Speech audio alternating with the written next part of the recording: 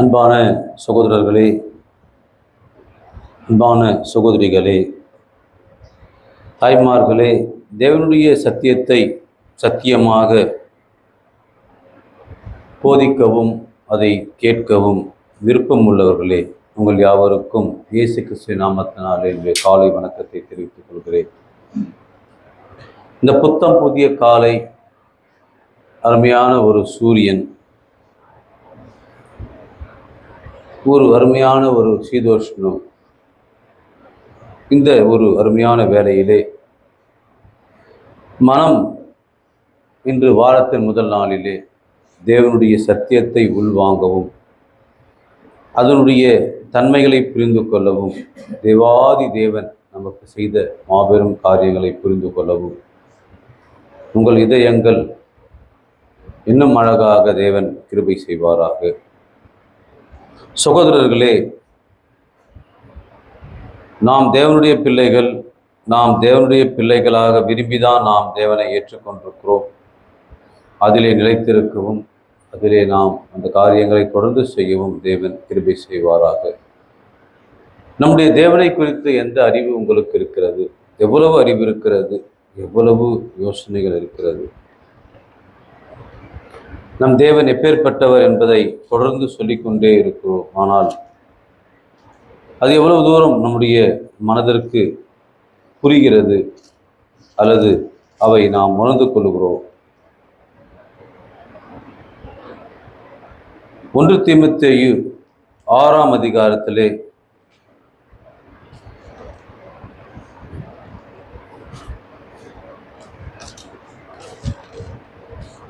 15-16 வசனங்களிலே அந்த பிரசன்னமாக்குதலை தேவன் தம்முடைய காலங்களில் வெளிப்படுத்துவார். அவரே நித்தியானந்தமுள்ள ஏக சக்கராதிபதியும். எப்பவுமே அவர் தான் சக்கரவர்த்தி. எப்பவுமே பார்த்தீங்கன்னா ஏகன்னா அவர் மட்டும்தான். அவருக்கு இணை யாருமே இல்லை, துணை யாரும் இல்லை. அவரே நித்தியானந்தமுள்ள ஏக சக்கராதிபதியும் ராஜாதி ராஜாவும் கர்த்தாதி கர்த்தாவும் ஒருவராய் சாவாமை உள்ளவரும் சேரக்கூடாத ஒளியில் வாசம் பண்ணுகிறவரும் மனுஷரில் ஒருவரும் கண்டிராதவரும் காணக்கூடாதவருமாயிருக்கிறவர். அவருக்கே கனமும் நித்திய வல்லமையும் உண்டாயிருப்பதாக. ஆமீன். சகோதரர்களே, ஒரு 3 பெண்கள் இன்று அவர்கள் வேலை செய்யும் இடத்துல ஜெல்லி போடுறாங்க. அவங்க வீடு மடிப்பாக்கம். அவங்க தெலுங்கு மொழி பேசக்கூடிய சகோதரிகள். அவங்க வேலை செய்கிறது ஒரு கன்ஸ்ட்ரக்ஷன் கம்பெனியில் வேலை செய்கிறாங்க. ஜெல்லி போடுறாங்க. அதனால் என்ன பண்ணியிருக்காங்க, வேலைக்கு போகணும் இல்லையா, இன்னைக்கு ஜெல்லி போகணும் இல்லையா, அன்றைக்கி அவங்க லீவ் போட முடியாது. நைட்டே சர்ச்சில் பார்த்துன்னுக்குறாங்க. 3 சகோதரிகள் நைட்டே சர்ச்சில் படுத்துட்டு காலையில் அவங்களுக்கு 5:30 மணிக்கு எழுந்து வர்ஷிப் முடிச்சுட்டுக்கிறாரு அந்த ஊழியக்கார். சரிம்மா, உங்கள் ஆர்வத்தை நான் பாராட்டுறேன். அப்போல்லாம் காலில் வரணும்னா, ஐயா நாங்கள் அங்கே ரெடியாகி ஒன்று செய்கிறோம் ஐயா, நாங்கள் 7 மணிக்கெல்லாம் சாப்பிட்டு சர்ச்சில் படுத்துக்கிறோம். காலைல 5:30 மணிக்கு எழுந்து நாங்கள் பக்காவாக பண்ணியிருந்தாங்க. சரிம்மா, அதேமாரி பண்ணலாம். காலையில் அவங்க வர்ஷிப் முடிச்சுட்டு இப்போ ஜல்லி போட போயிட்டாங்க. ஒரு ஊழியக்காரர் இடத்திலே காலையிலே பேசி கொண்டிருக்கும் போது இதை எனக்கு சொன்னார். இந்த தேவன் எப்பேற்பட்டவர், என்றென்றும் உள்ள சதா காலம் நமது தேவன், மரண பரிந்தும் நம்மை நடத்துவார். சகோதரர்களே, நாம் இந்த தேவனை குறித்து எவ்வளவு அறிவை கொண்டிருக்கிறோம், எவ்வளவு புரிதல் கொண்டிருக்கிறோம், நமக்கு அவர் எவ்வளவு நன்மை செய்ய முடியும் என்று நாம் எண்ணுகிறோம். நம் வாழ்க்கையிலே, நம் வேலையிலே, நம்முடைய படிப்பிலே, எல்லா விதமான சூழ்நிலையிலே நமக்கு எவ்வளவோ நன்மை செய்ய முடியும். தேவனை குறித்து தான எவ்வளவு ஆழமான அறிவை நாம் கொண்டிருக்கிறோம். நாம் தேவனை குறித்ததான எவ்வளவு அறிவை கொண்டிருப்பது தான் நாம் அவரோட மிகவும் நெருங்கி வாழ்வதற்கான வழிவகுக்கும். ராமாபுரம் சபையாரே, கிறிஸ்தவர்களே, கிறிஸ்துவின் சபையாரே, நீங்கள் எல்லாரும் கிறிஸ்தவர்கள் தான். ஆனால் தேவ பக்தி எவ்வளவு இருக்கிறது?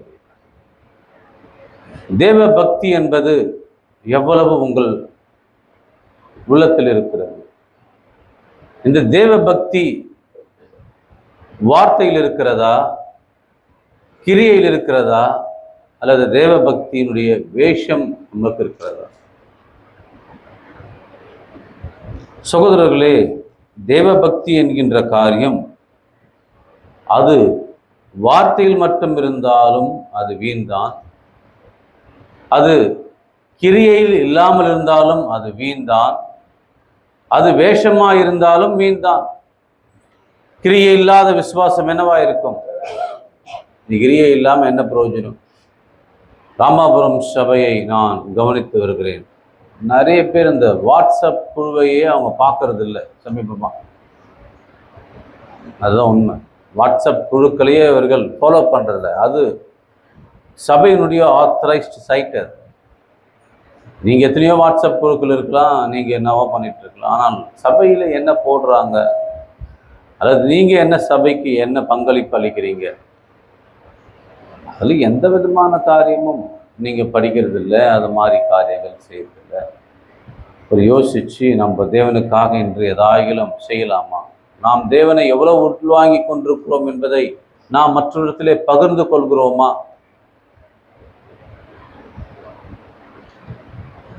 ஒரு விளம்பரம், அதாவது ஒரு தேசத்தை போட்டு 4 தென்னை மரம் போட்டிருக்கிறார். காட்ஸ் ஓன் கண்ட்ரி, கடவுளுடைய சொந்த பார்த்தீர்கள் என்றால் நாடு. எந்த நாடு அது? கேரளம். கேரளாவுக்கு அதுதான் அவங்களுடைய டூரிசம் கொடுக்குற ஒரு தேசத்தை போட்டு 4 தென்னை மரம் போட்டுட்டு காட்ஸ் ஓன் கண்ட்ரி. இங்கே இருக்கிறவங்க எவ்வளோ பேர் அந்த தேசத்துக்கு போய் சுற்றி பார்க்குறாங்க. வாகமன் என்கின்ற ஒரு இடம் இருக்கிறது. அது பார்த்தீர்கள் என்றால் இது எங்கே இருக்கிறது? நிறைய பேர் ஏன் போகிறாங்க அப்படின்னு சொன்னால், ஹையஸ்ட் மவுண்டைன் பாயிண்ட் கேரளாவில் வாகமன் தான். அது எங்கே இருக்கிறது அப்படின்னு சொன்னீங்கன்னா, குமுளி பக்கத்தில் தேக்கடியிலேருந்து ஒரு 50 கிலோமீட்டரில் இருக்கிறது.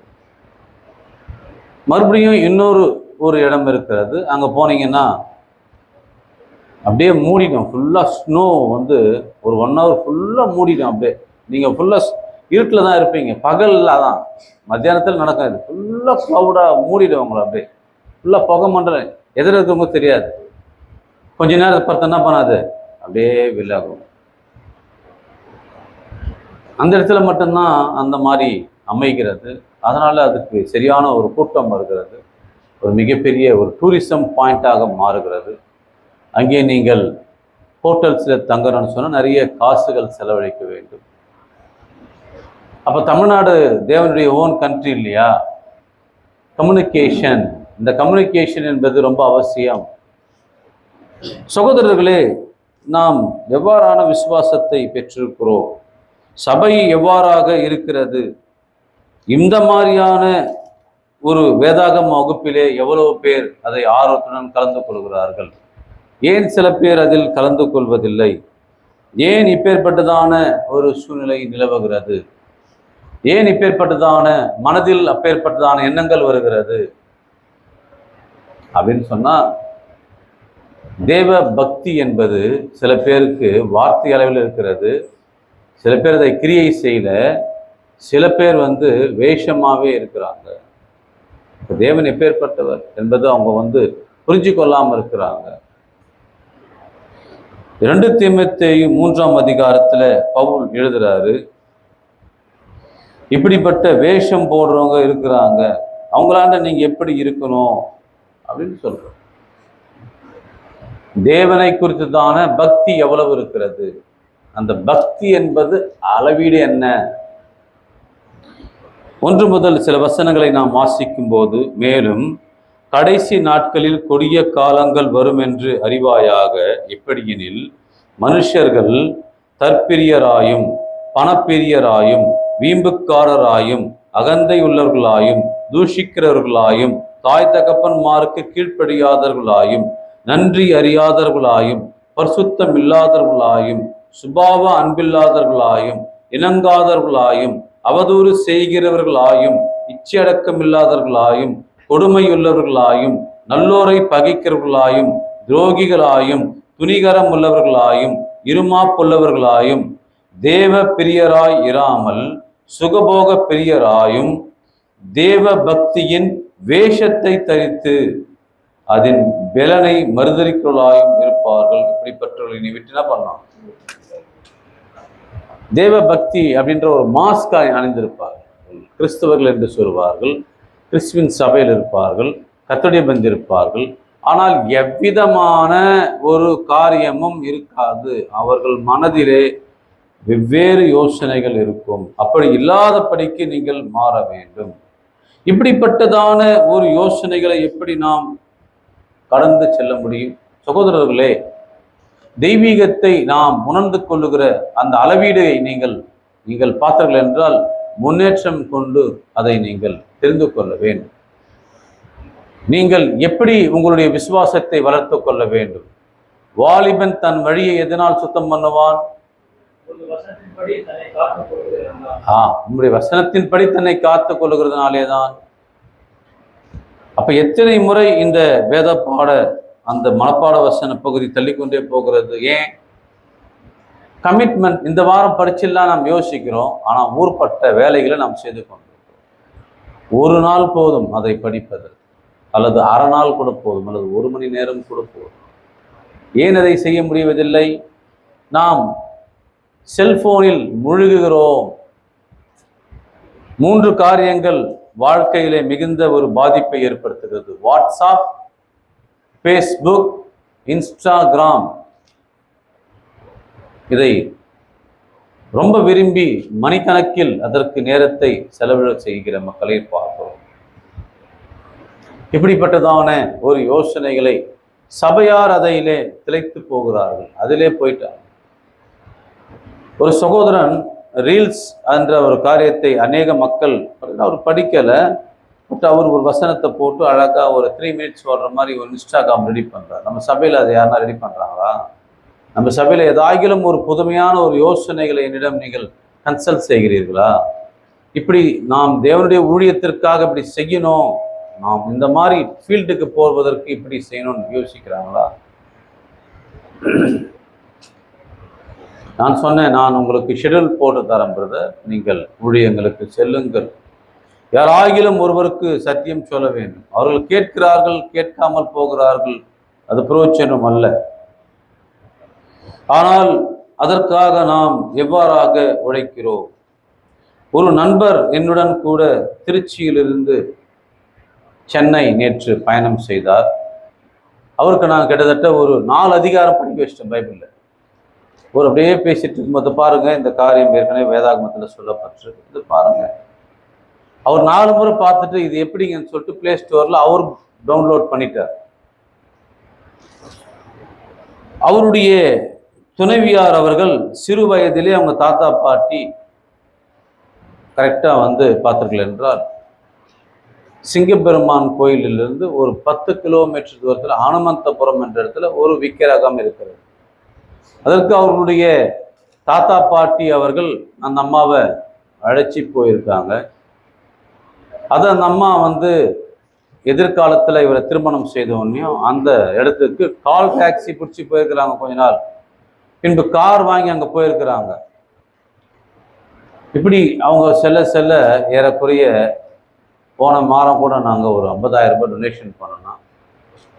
ஒரு 2 வெள்ளி காரியங்களை கேட்டாங்க, சேலத்தில் வைக்கிறதுன்னு போய் சேலத்துக்கு போய் வாங்கிக்கின்னு வந்தோம். இது வரைக்குமே நாங்கள் ஒரு 10 லட்சம் கொடுத்துருப்போம் அந்த இடத்துக்கு அப்படின்னு பேசிட்டே வர்றார். அவருக்கு நான் சொன்னேன், நீங்கள் ஒரு தொழில் செய்கிறீர்கள், அதற்கு சம்பளம் வருகிறது. அதே போல ஒரு கூலி வேலை செய்கிறார்கள், அதற்கு என்ன பண்ணுகிறது? சம்பளம் வருகிறது. நன்மை செய்தால் அதற்கு சம்பளம் வருகிறது. ஆனால் பாவம் செய்தால் என்ன வருகிறது? அதுக்கும் சம்பளம் வரும். அதற்கு சம்பளம் பைபிள்னா சொல்லிக்கிறது. அவருக்கு அப்படியே சொன்னேன், இந்த சம்பளமெல்லாம் வாங்கியிருக்கிறீங்களே, பாவம் செய்யறதுக்கு சம்பளம் வாங்கிக்கிறீங்களான்னு கேட்டேன். அது நான் பாவத்துக்கு சம்பளம், பாவத்தின் சம்பளம். அப்படி சொன்ன உடனே முகம் மாறிடுச்சு. சகோதரர்களே, ஒரு சகோதரி ஒரு மனிதனை தாக்கம் செய்து மாசம் 2 முறை அந்த இடத்துக்கு போறாங்க, அதற்கு செலவு செய்கிறாங்க. இப்படி அவர்களுக்குள் ஏற்பட்டிருக்கிற ஒரு காரியம், நாங்கள் சென்று அங்கே வேண்டி வந்தால் எங்களுக்கு எதாகிலும் நடக்கிறது என்று அவங்க நம்புறாங்க. நீங்கள் தேவனை குறித்து அப்படி என்ன நினைக்கிறீங்க? ஞாயிற்றுக்கிழமையில நம்மளுடைய பிராந்திய சபையில வந்து நீங்க நினைக்கிற காரியத்தை வேண்டிக் கொண்டா அது உங்களுக்கு கிடைக்கும் என்று நம்புகிறீர்களா, கிடைக்காது என்று நம்புகிறீர்களா? தேவனை குறித்து என்ன நினைக்கிறீங்க? தேவனை குறித்து எவ்வளவு உங்களுக்கு தெரியும்? தேவனை குறித்து என்ன அறிவு உங்களுக்கு இருக்கிறது? நீ முதலாவது இதை சரியா உள்வாங்கினா தான் என்ன பண்ண முடியும்? மற்றவங்களுக்கு தைரியமா சொல்ல முடியும். அவங்க வானான்னு சொல்றாங்க. எப்படி இந்த மாதிரியான கோயில்களுக்கெல்லாம் செல்றாங்க? எப்படி இதை மாரி தொடர்ந்து செய்கிறாங்க? எப்படி வாரந்தோறும் 9 வாரத்துக்கு இங்கே இருக்கிற ஒரு கோயிலுக்கு வராங்க? இது எப்படி இந்த கம்யூனிகேஷன் வருது? இதை கம்யூனிகேட் பண்ணிகிட்டே இருக்கணும். இந்த தேவனை குறித்து சொல்லிக்கொண்டே இருக்கணும். எப்படி சொல்ல வர்றதுக்கு தானே உன்னை தேவன் வச்சிருக்கிறாரு. அதுக்கு தானே இங்கே இவ்வளோ விஷயம் எழுதிட்டு இருக்காரு. தேவன் எப்பேற்பட்டவர் என்பதை நாம் பார்க்கிறோம். ஒரு அருமையான தாசனை குறித்து நான் வேதாகமத்திலே வாசிக்கின்றோம். அந்த தாசன் எப்பேற்பட்டவராக இருந்தார் என்றால், ஒரு குடும்பத்திலே ஒரு கடைக்குட்டி பிள்ளையாக இருந்தார். 8 பிள்ளைகள். எத்தனாவது பிள்ளை அவரு? 8வது பிள்ளை அவர். அவர்தான் கடைசி பிள்ளை. அவர் என்ன செய்து கொண்டிருந்தார்? ஆடுகள் மேய்த்து கொண்டிருந்தார். ஆடுகள் மேய்த்து கொண்டிருந்ததை பற்றி பேசுறதுக்கு என்ன இருக்கு?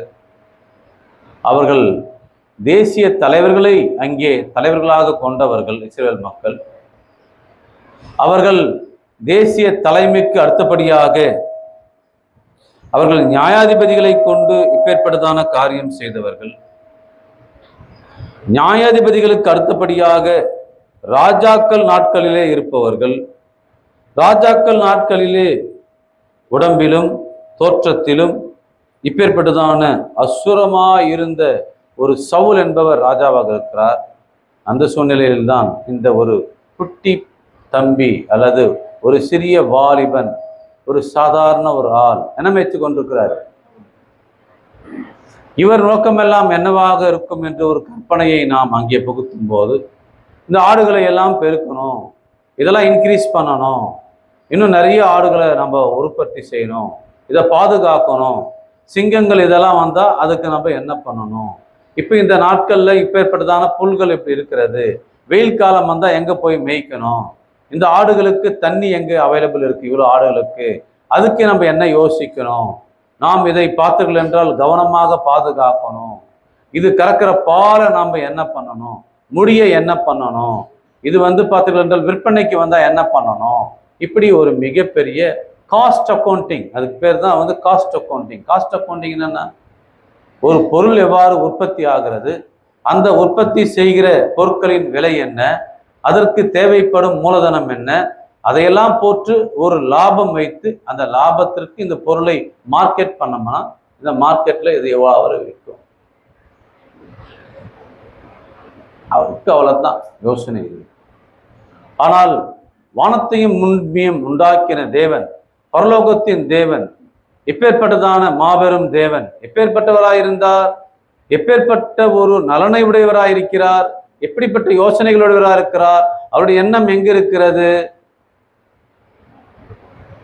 பார்த்தீங்கன்னா, பிள்ளை பெறுவதற்கு முன்னதாகவே அன்னாள் அவர்கள் அந்த சீலோ என்கின்ற இடத்திலே அமைந்திருக்கிற தேவாலயத்திலே அவங்க ஒரு ஜெபம் பண்றாங்க. அந்த பிள்ளையானது பார்த்தீர்கள் என்றால் பிறந்து, அந்த பிள்ளையானது பார்த்தீர்கள் என்றால் வளர்ந்து என்னவாகும் என்பதெல்லாம் உங்களுக்கு தெரியாது. ஆனாலும் பார்த்தீர்கள் என்றால் அவர்கள் இப்படிப்பட்டதான ஒரு பிள்ளையை கொண்டு வந்து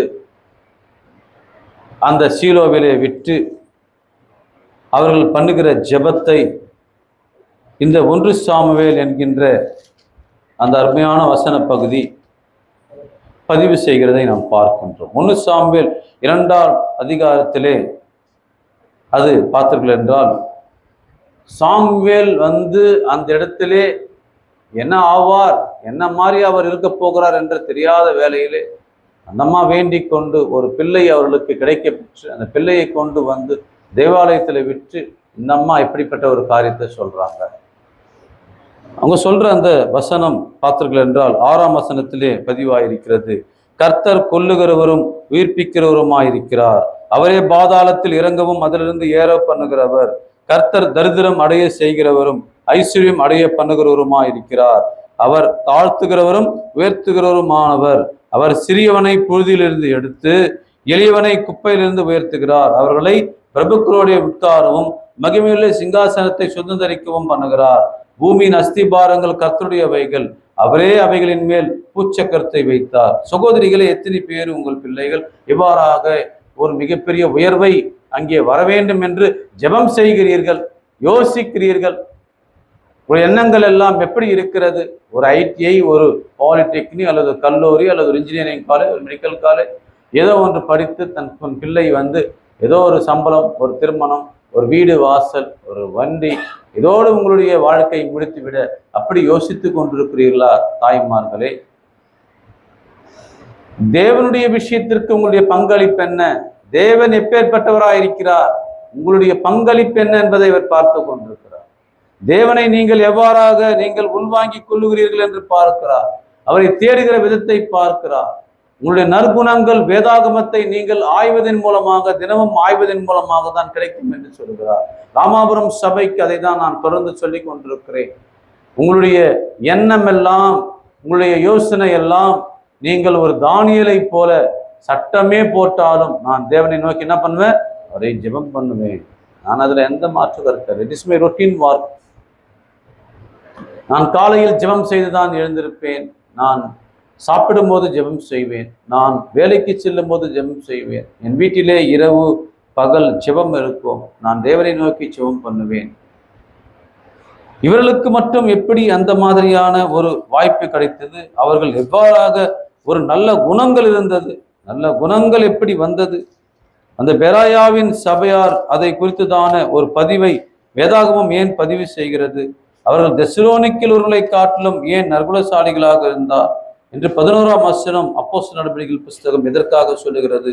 அந்த பட்டணத்தார் மனோவாஞ்சையாய் வசனத்தை ஏற்றுக்கொண்டு காரியங்கள் இப்படி இருக்கிறதா என்று தினந்தோறும் வேத வாக்கியங்களை ஆராய்ந்து பார்த்ததினால் தெசலோனிக்கேல் உள்ளவர்களை பார்க்கலாம் நற்குணசாலிகளாக இருந்தார்கள். சகோதரிகள் இதை செய்வதே இல்லை. வாட்ஸ்அப் குழுக்களை அவர்கள் பார்ப்பதே இல்லை. அவர்களுக்கு என்ன வேலை? என்ன வேலை செய்றீங்க? நீங்க என்ன மாதிரி நீங்கள் யோசித்து கொண்டிருக்கிறீங்க? உங்கள் பிள்ளைகளுடைய எதிர்காலம் நீங்கள் ஏதோ அவர்களை பள்ளிக்கு அனுப்புவதனாலே, அல்லது நீங்கள் கொடுக்கிற உணவினாலே, அல்லது நீங்கள் சேர்த்து வைக்கிற பணத்தினாலே அவர்கள் மிகப்பெரிய உயரத்துக்கு வருவார்கள் என்று நீங்கள் எண்ணுகிறீர்களா? உங்கள் யோசனை அப்படி இருக்கிறதா? அதை விட்டுருங்க. தகப்பனார்களே அல்லது ஆண்களே, நீங்கள் என்ன நினைக்கிறீங்க? எப்படி தேவனை பற்றி எப்பேற்பட்ட காரியங்களை செய்றீங்க? ஆடு மாடுகளை போல காலைல எழுந்து வேலைக்கு போறீங்க, மாடு மாதிரி உழைக்கிறீங்க. ரொம்ப சந்தோஷம். ஏன்னா அப்படி உழைச்சா தான் அந்த ஊதியத்தை தராங்க. அந்த ஊதியத்தை கொண்டு வந்து மாசம் முழுவதுமாக கொண்டு வந்து ஒரு செகண்ட் கூட அது வீட்டில் இல்லை. வாடகை போய்விடுகிறது. ஐயோ பாவம், 7,000 ரூபாய் 8,000 ரூபாய் வாடகை. சென்னையிலே ஓஎம்ஆர்லாம் 30,000 ரூபாய் வாடகை. 30,000. ஒரு நல்ல வீடு இருக்கணும்னா எவ்வளோ வாடகை? 30,000 ரூபாய். அப்போ நீ எவ்வளோ சம்பாதிக்கணும் சகோதரா, சகோதரி? ப்ரொவிஷன்ஸ் பார்த்தீர்கள் என்றால் அதற்கு எவ்வளவு தேவைப்படுகிறது? பிள்ளைகளுடைய ஃபீஸுக்கு எவ்வளவு தேவைப்படுகிறது? தினமும் வீட்டினுடைய மெயின்டெனன்ஸுக்கு எவ்வளவு தேவைப்படுகிறது? கரண்ட் பில் கட்டலைன்னா கரண்ட் வருமா? அது கட்டணும். கட்டியாகணுமா இல்லையா? பார்க்கணும், அது கட்டணும். இன்னும் வாரத்தின் முதல் நாளிலே சபைக்கு வருமோ இல்லையோ கறி சாப்பிடணுன்ற எண்ணம் இருக்குது. ஏன்னா அன்றைக்கி தான் அதை அறுக்குறாங்க. அதை போய் கொண்டு வந்து சாப்பிடணும். அது தவறு இல்லை, கண்டிப்பாக சாப்பிடணும். இதற்கெல்லாம் எவ்வளோ மெயின்டெனன்ஸ் ஆகிறது? இதற்கெல்லாம் தேவன் எப்பேற்பட்டவராக இருக்கிறார். இப்படியே பார்த்தீர்கள் என்றால் ஒரு கறி வாங்கி கொடுத்துட்டீங்க, ஒரு பார்த்தீர்கள் என்றால் வாடகை கட்டிட்டீங்க, ஒரு புடவை வாங்கி கொடுத்துட்டீங்க, ஒரு சின்ன வீடை கட்டிட்டீங்க, இதுதான் வாழ்க்கையா? இதுதான் வந்து பார்த்தீங்கன்னா நீங்கள் ரொட்டீனாக செய்கிற வேலையா? ஒரு இடம் வாங்கிடுங்க, இன்னொரு இடத்தை தேர்த்துட்டீங்க, எப்படி இது ஒரு செட்டில்டு லைஃப் வாழ்க்கையா? இதுதான் நீங்கள் நினைச்சு கொண்டிருக்கிறீர்களா? ஆனால் இந்த ஆடு மேய்த்து கொண்டிருந்த இந்த ஒரு மனிதன், அவர் எவ்வாறாக நினைத்தார் என்பது எனக்கு தெரியவில்லை. ஆனால் தேவன் அவரை குறித்து நினைத்தார், வேற மாதிரி நினைச்சார். உங்க பிள்ளைகள் அப்படி வரணும்னா நீங்க ஜெபம் பண்ணணும், நீங்க அப்படி யோசிக்கணும். எனக்கு தெரிஞ்சு சில ஊழியக்காரர்கள் 2 மணிக்கு வசனம் போடுறாங்க. நான் டெய்லியும் பார்த்துட்டு தான் இருக்கேன். நான் எப்போனா ஊருக்கு போகும்போது நான் எங்கன்னா ட்ரெயினில் இறங்கணுன்றதுக்காக செல்ஃபோன் எடுப்பேன், அப்போ பார்ப்பேன். அப்போ டைம் 5 மணி இருக்கும், திருநெல்வேலியோ இல்லை கோயம்புத்தூர் எங்கேயோ ஒரு இடத்துல இருப்பேன். பார்த்தா 2 மணிக்கே போஸ்ட் ஆகிருக்கும். அந்த 5 மணிக்கு அவங்களுக்கு ஃபோன் பண்ணுவேன். நான் பார்த்தா கரெக்டாக எடுத்து பேசுகிறாங்க. நீங்கள் எப்போ பிரதர் படுக்கிறீங்க, நீங்கள் எப்போ இது மாதிரி எழுந்துக்கிறீங்க அவங்களும் கேட்பேன். அதான் எனக்கு முதல் வாயில வசனம் போடணும் பிரதர். நம்ம அதுக்கு தான் வந்து நம்ம வாட்ஸ்அப் குழுக்களை ஏற்படுத்தி உங்களுடைய திறமைகளை வெளிப்படுத்துங்கன்னு கூட நம்ம சொல்கிறோம். ஆனால் அதிலெல்லாம் வந்து நாட்டமும் இல்லை, எந்த விதமும் கிடையாது, யோசனையும் கிடையாது. ஏதோ கடமைக்கு நாம் சில பேர் ஜெபம் பண்ணுறாங்க, சில பேர் பார்த்தீர்கள் என்றால் கடமைக்கு இருக்கிறார்கள். ஆனால் தேவன் எப்பேற்பட்டவர், தேவன் எப்பேற்பட்டவர் என்பதை நீ உணர்ந்தாயா? இந்த ஒரு விஷயத்துல சங்கீதம் 78ஆம் அதிகாரத்துல தேவன் அவரை குறித்துதான பதிவுகளை அங்கே செய்கிறார்.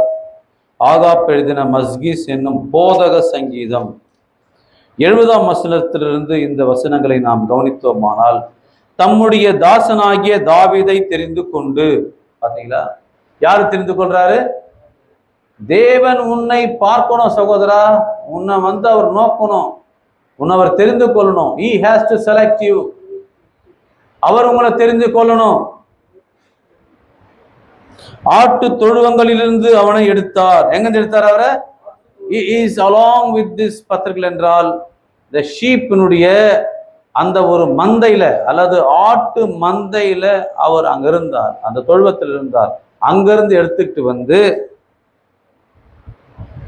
கரவாடுகளின் பின்னாக திரிந்த அவனை, கரவாடுகள் என்றால் இப்பேற்பட்டதான அந்த பால் கறக்கும் ஆடுகள், தம்முடைய ஜனமாகிய யாக்கோபையும் தம்முடைய சுதந்திரமாகிய இஸ்ரவேலையும் மெய்ப்பதற்காக அழைத்து கொண்டு வந்தார். இங்க பாருங்க, ஷீப்பும் மனிதனையும் கம்பேர் பண்றாரு. எங்கிருந்து கொண்டு வந்தாரு?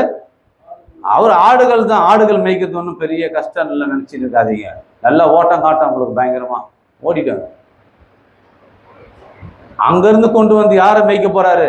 மனுஷனை மேய்க்க வைக்க போறாரு.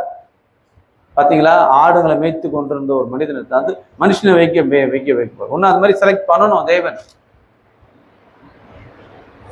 இவன் அவர்களை தன் இருதயத்தின் உண்மையின்படியே மேய்த்து தன் கைகளின் திறமையினால் அவர்களை நடத்தினான்.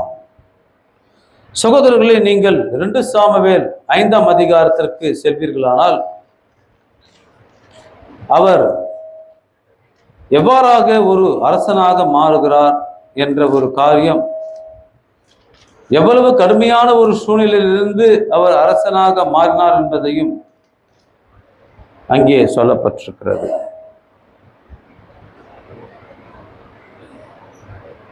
3ஆம் வசனம், 2 சாமுவேல் 5ஆம் அதிகாரம் 3ஆம் வசனம். இஸ்ரவேலின் மூப்பர் எல்லாரும் எப்ரோனிலே ராஜாவினிடத்தில் வந்தார்கள்.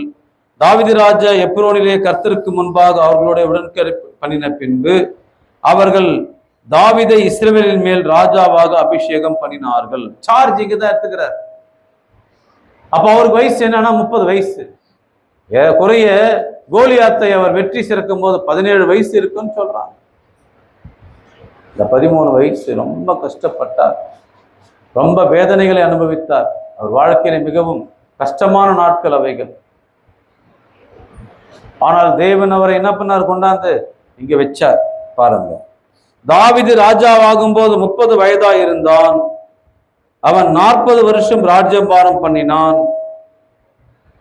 அவன் எப்ரோனில் யூதாவின் மேல் 7 வருஷமும் 6 மாதமும் எருசலேமிலே சமஸ்த இஸ்ரவேலின் மேலும் யூதாவின் மேலும் 33 வருஷமும் ராஜ்யபாரம் பண்ணினான். அவர் கஷ்டப்பட்ட நாட்கள் ஏறக்குறைய ஒரு 13 வருஷம். அதுக்கு முன்னாடி அவர் ஆடு மேய்ச்சிட்டு இருந்தாரு. அதிலிருந்து அவர் சாகுற வரைக்கும் 40 வருஷம் அவர் ராஜா. எந்த நாட்டுக்கு ராஜா? இஸ்ரவேல் நாட்டுக்கு ராஜா. He is one of the successful king. அவர் ஒரு பார்த்தீர்கள் என்றால் வெற்றிகரமான அரசன். அவர் மிகப்பெரிய ஒரு வெற்றி பார்த்தீர்கள் என்றால் வாழ்க்கையிலே அவர் சந்தித்தார். அநேக விஷயங்களிலே அவர்கள் சறுக்கல் இருந்தாலும் ஒரு சக்சஸ்ஃபுல் கிங் இன்று வரை இஸ்ரவேலினுடைய ஏறக்குறைய 3000 ஆண்டுகள் வரலாற்றிலே அவர் ஒரு மிகப்பெரிய ஒரு அரசன். ஏன் அவர் அப்பேற்பட்டதான இடத்துல அவர் வந்தாரு? எப்படிப்பட்ட ஒரு காரியத்தை அவர் தெரிந்து கொண்டாரு? உங்களுக்கு இப்பேற்பட்ட ஒரு வசனம் வேணுமா? அது 10வது வசனத்துல இருக்குது. அது உங்கள் வாழ்க்கையில பலிக்கணுமா? அந்த 10வது வசனம். சகோதரிகளே, அந்த 10வது வசனம் உங்களுடைய வாழ்க்கையில் இருக்கணுமா? அப்படின்னா தாவீதை போல நாம் இருக்கணும். என்ன அந்த 10வது வசனம்? தாவீது நாளுக்கு நாள் விருத்தி அடைந்தான். டே பை டே அவர் விருத்தியினே வளர்ந்துகினே போனார். ஏன்? சேனைகளின் தேவனாகிய கர்த்தர் அவனோட கூட என்ன பண்ணாரு? ஒரு ஃபார்மலா சூச்சம் முன்னேற்றத்திற்கான ஒரு காரியம். சகோதரர்களே, கிறிஸ்துவின் சபையாரே, தேவன் உங்களோட இருக்கிறாரா? தேவன் உங்களோட இருப்பாரானால் நீங்கள் தேவனை குறித்து தான் சிந்தித்துக் கொண்டிருப்பீர்கள். எப்போ சிந்தித்துக் கொண்டிருப்பீர்கள்? ஏன் தேவனோடு அவர் மாத்திரம் தாவீதோடு இருந்தார்? அவர் என்ன மாதிரியான ஒரு யோசனைகளை சொல்லுகிறார்? வேதாகமம் என்ன சொல்லுகிறது? சகோதரர்களே, சங்கீதம் 1ஆம் அதிகாரத்திலே நாம் அங்கே வாசிக்கின்றோம். தாவீது அவர்கள் அருமையாக எப்பேற்பட்டவராக இருந்தார் என்று சங்கீதம் சொல்கிறது. 2ஆம் வசனம், கர்த்தருடைய வேதத்தில் பிரியமாயிருந்து இரவும் பகலும் அவருடைய வேதத்தில் தியானமாயிருக்கிற மனுஷன் ஒன்னும் பண்ண தேவை. கர்த்தருடைய வேதத்தில் பிரியமாயிரு. நீ எதுல பிரியமாயிருக்கிற சகோதரா? உன்னுடைய யோசனை எதையில் பிரியமாயிருக்கிறது? இந்த சபை உங்களுக்கு எதை சொல்லிக் கொடுக்க போகிறது? இந்த சபை எதை உங்களுக்கு குறித்து போதிக்க போகிறது? என்ன ஃபார்முலா சொல்லிக் கொடுக்க போகிறது? சிஸ்டர், இன்னும் அழகா ட்ரெஸ் பண்ணின்னு வாங்க அப்படின்னு சொல்றதுதான் சகோதரா? இன்னும் பாடியை ஏத்து சகோதரா அப்படின்னு சொல்ல போதா? இதெல்லாம் சொல்லிக் கொடுக்காது சபை. இரவும் பகலும் கர்த்தருடைய வேதத்தில் பிரியமா இருந்ததை தியானின்னு தான் சொல்லிக் கொடுக்கும். அவர் தான் சொல்றாரு. அத தாவீது வர வர என்ன பண்ணாரு? விருத்தி அடைந்தார். நல்லா முன்னேறினார். ஏன்? தேவன் அவருடைய கூட இருந்தார். நீ கூட வாழ்க்கையில எப்படி முன்னேற்க வரணும்னு சொன்னா கோர்ஸ் படி, டெக்னிக்கல் கோர்ஸ் படி, இன்னும் அப்படி படி, இப்படி படி, அதை செய்யும், இன்னும் நிறைய கஷ்டப்படு. இதெல்லாம் பார்த்தீங்கன்னா மூலவை ஆடு மேய்ச்சி தாவீது ராஜாவா முடியுமா அவ்வளோ சீக்கிரம்? ஆடு மேய்க்கணும் ஒன்றும் தெரியாது. ஆனா ஆடு மேய்த்து கொண்டிருந்த இடத்துல சிங்கம் வருது, கரடி வருது, அதை பீறிட்டு போடுறார். யாருக்கும் தெரியாது. கோலியாத்தை போய் அந்த வெற்றி செய்வதற்கு முன்னாடி அந்த அரசன்ட சொல்றாரு, இது மாதிரி ஐயா ஒரு முறை இந்த மாதிரி சிங்கம் வந்தது, ஏன்பா நீ போய் ஜெயிப்பியா? நீ போய் தோத்துட்டு எங்களெல்லாம் மாட்டிக்கிட்டி விட்டுற போற, நீ பார்க்க சின்ன பையனாகிற. இல்லை நான் போவேன். இது மாதிரி பார்த்தீங்கன்னா ஒரு முறை ஆடு மேய்த்து கொண்டு போது சிங்கம் வந்தது, என்ன பண்ணிட்டேன் அதை நான் அதை நான் ஜெயிச்சிட்டேன். அப்படியா? கரடி விட வந்தது, நான் ஜெயிச்சிட்டேன். அதனால நான் இந்த ராட்சஸ் என்ன பண்றேன்? ஜெயிச்சிருவான்றாரு இவரு. ஆனா இவங்க நம்ப மாட்டேன்றான் தோற்றத்தை பார்த்து. அப்படியா? சரி, இந்த ட்ரெஸ் எல்லாம் போட்டுக்கணும் போ, ஏதோ ஓஞ்சிப்போ, ஆனா ட்ரெஸ் எல்லாம் போட்டுக்கணும் போ. போட்டா அந்த ட்ரெஸ் இவருக்கு சூட் ஆகும் போது, ஏன்னா சின்ன பையனாகிற அதெல்லாம் பிக்கெஸ்ட் மாறு 56 இன்ச்சு மாறு இருக்கிறதுக்கு தைச்சு வச்சு சின்ன பையனாகிற எதுவுமே அவருக்கு செட் ஆகும் போது, எதுவுமே அவருக்கு செட் ஆகல. என் வழியில என்ன விட்டுருங்க ஐயா, நான் இந்த கவனம் உண்டிக்கோல் இல்லை அதே தின்னு போறான்ங்கிறாரு. அதுக்கு தான் சொல்றான் அந்த ஆளு, நீ ஒரு கொம்பத்தின் வரி, நானா நாயாடா கொம்பல் அடிச்சு போறதுன்னு கேட்குறேன்.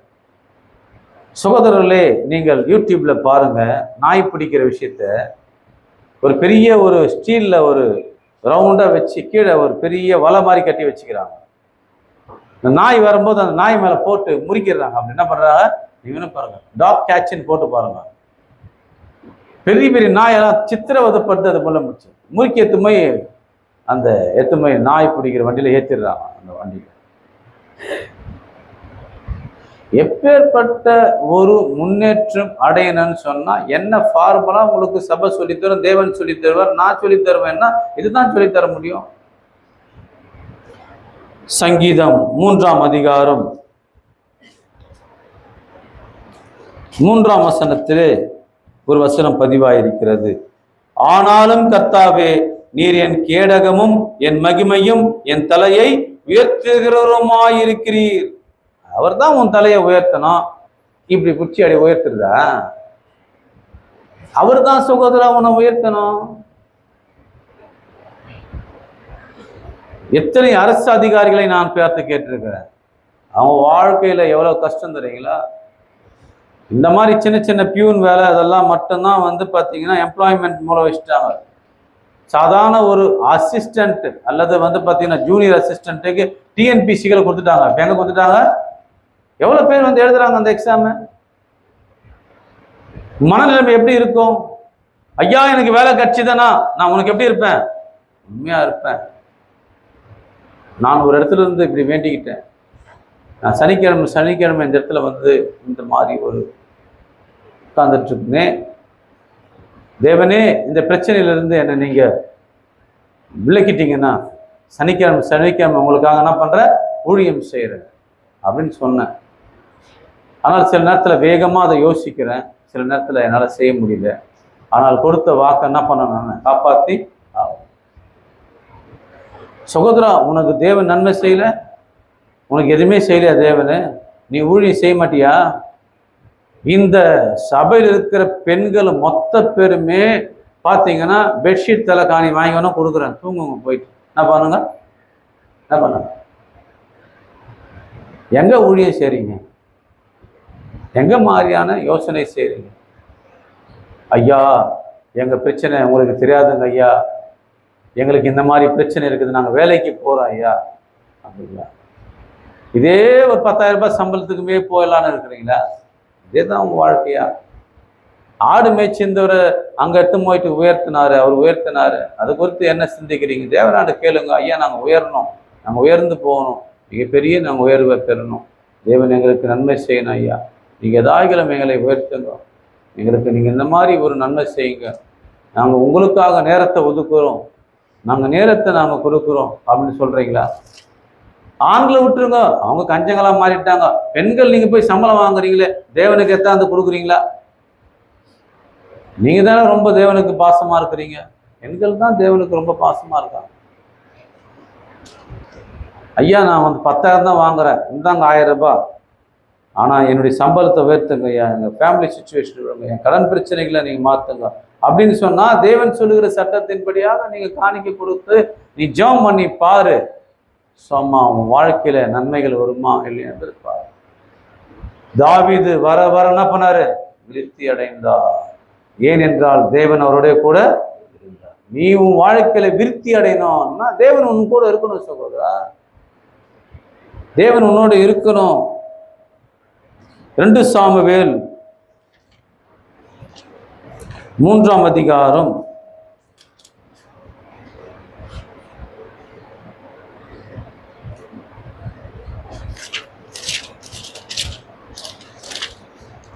1ஆம் வசனம். சவுலின் குடும்பத்திற்கும் தாவீதின் குடும்பத்திற்கும் நெடுநாள் யுத்தம் நடந்தது. தாவீது வர வர என்ன பண்ணாரு, பலத்தான் தான் போட்டுக்குதாங்க. சவுலின் குடும்பத்தாரோ வர வர என்ன பண்ணாங்க, நீ வர வர பலவீனப்பட்டு போறியா இல்ல வர வர பலக்க போறியா? தேவன் உன்னோட இருந்தா தான் நீ பலப்பட்டு போவ, இல்லைன்னா பலவீனப்பட்டு போயிடுவ, முச்சு விட்டுருவார் தேவன் உன்னை. தேவனுடைய விஷயத்துல அவருக்கு நீ நேரத்தை ஒதுக்கு, அவரை பாசமுடன் அணுகு. உன் மனசை அவர் பார்க்கிறாரு, வேஷத்தை போட வேண்டிய அவசியம் இல்லை. தேவனுக்காக எதையாகிலும் செய் சகோதரா சகோதரி. ஒரு நாளைக்கு 1 மணி நேரமாவது தேவனுக்காக கொடுக்கலாமா இல்லையா? 24 மணி நேரத்துல 1 மணி நேரம் கொடுக்கலாமா இல்லையா? ஆக்சுவலா தசம்பாகனே வச்சுக்கிங்களேன், ஒரு நாளைக்கு 10ல் 1ன்னா கூட எத்தனை மணி நேரம் கொடுத்துருக்கணும் தேவனுக்கு சொல்லுங்க நீங்களே? 24 மணி நேரம், 2.40 மினிட்ஸ், 2 hours 40 minutes கொடுக்கணும். தேவனுக்கு கொடுக்கணுமா இல்லையா? ஒரு நாளைக்கு 2 மணி நேரம் 40 நிமிஷம் கொடுக்கணும். ஞாயிற்றுக்கிழமை ஃபுல்லாக தேவனுடைய நாள் தான். உண்மையா இல்லையா? ஐயா என்னை விட்டுருங்க, நான் மட்டும் 6 நாள் விட்டுருங்க. சரி விட்டுறேன். இன்னைக்கு ஃபுல்லாக 24 மணி நேரம் தேவனுக்காக நீ செலவிடு. தூங்குறதுக்கு 8 மணி நேரம் விட்டுரு. மீதி காலை கடன்லாம் சேர்த்து ஒரு 4 மணி நேரம் கூட விட்டுரு. 12 மணி நேரம் வேலை செய்யணுமா இல்லையா? தேவனுக்காக பண்ணணுமா இல்லையா? சபை முடிச்சு நீ எங்கே ஓடுற? நீ அவ்வளோ வேகமாக எங்கே ஓடிங்கிற? எனக்கு வேலை கதைன்னு ஓடுறீங்க. எங்கே ஓடுறேன்? 6 நாளும் எடுத்துக்கினேன், இந்த நாளும் எடுத்துக்கினேன். அப்போ எப்படி சகோதரா இதெல்லாம் நியாயம்? தேவனுக்காக என்ன செய்கிற சகோதரா? நீ என்ன செய்கிற? தேவன் உனக்கு செய்யணுன்ட்டு மட்டும் கேட்குற. நீ என்ன செய்கிற? தேவன் மட்டும் உனக்கு இதெல்லாம் செய்யணுன்றியே, அதெல்லாம் செய்யணும், இதெல்லாம் செய்யணும், இதெல்லாம் செய்யணும், அதெல்லாம் செய்யணுன்றியே. தேவனுக்காக நீ என்ன செய்கிற? எப்படிப்பட்டதான யோசனைகள் சொல்லுகிறது? ரோமர் 8ஆம் அதிகாரம் 31ஆம் வசனத்திலே இவைகளை குறித்து நாம் என்ன சொல்லுவோம்? தேவன் நம்முடைய பட்சத்தில் இருந்தால் நமக்கு விரோதியாயிருப்பவன். தேவன் நம்முடைய பட்சத்தில் இருக்கணும் சகோதரா. இதெல்லாம் தேவையில்லை, இதெல்லாம் தேவையே கிடையாது, பார்த்துக்கலான்றா. அதெல்லாம் தேவையே இல்லை, பார்த்துக்கலாம். வாழ்க்கையிலே தேவன் ரொம்ப அவசியம், தேவன் ரொம்ப அவசியம் என்பதை நீங்க புரிஞ்சு கொள்ளணும். சங்கீதம் 46ஆம் அதிகாரம்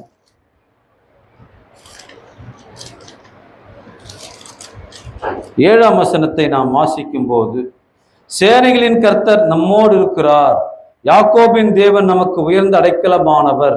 11ஆம் வசனம், சேனைகளின் கர்த்தர் நம்மோடு இருக்கிறார், யாக்கோபின் தேவன் நமக்கு உயர்ந்த அடைக்கலமானவர்.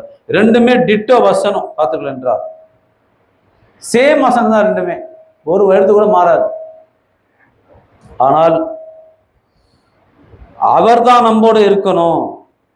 யாக்கோபின் தேவன் நமக்கு எப்படிப்பட்டவர்? உயர்ந்த அடைக்கலமானவர். அவர்தான் நமக்கு உயர்ந்த அடைக்கலமாயிருக்கிறார். இப்படிப்பட்ட யோசனைகளை அவர்தான் சொல்லுகிறார். சங்கீதம் 75ஆம் சங்கீதம் 7ஆம் வசனத்தை நாம் வாசிக்கும் போது, தேவனே நியாயாதிபதி, ஒருவனை தாழ்த்தி ஒருவனை என்ன பண்றாரு? உன்னை உயர்த்துறது அவர் தான் சொல்றாரு, அவர் தான் முடியும். இதை நீ ஜபத்துல கேட்டு அவராண்ட நீ பெற்றுக்கொள். தேவனே என் வாழ்க்கை இப்படியாகவே தான் போனோமா? இப்படிப்பட்ட காரியங்களை தான் செய்யணுமா? தேவன் எப்பேற்பட்டவராயிருக்கிறார்? உயர்த்துகிறவராயிருக்கிறார். தேவனே இப்படிப்பட்ட வசனத்தை நீங்க சொல்லியிருக்கீங்களே, என் வாழ்க்கையில எங்களை உயர்த்துங்க, இப்படிப்பட்ட காரியங்களை நீங்க செய்யணும் அப்படின்ட்டு நீங்க இந்த மாதிரி ஒரு விண்ணப்பத்தை நீங்க பாத்திரங்கள் வைக்கிறீங்களா? சங்கீதம் 113ஆம் அதிகாரம்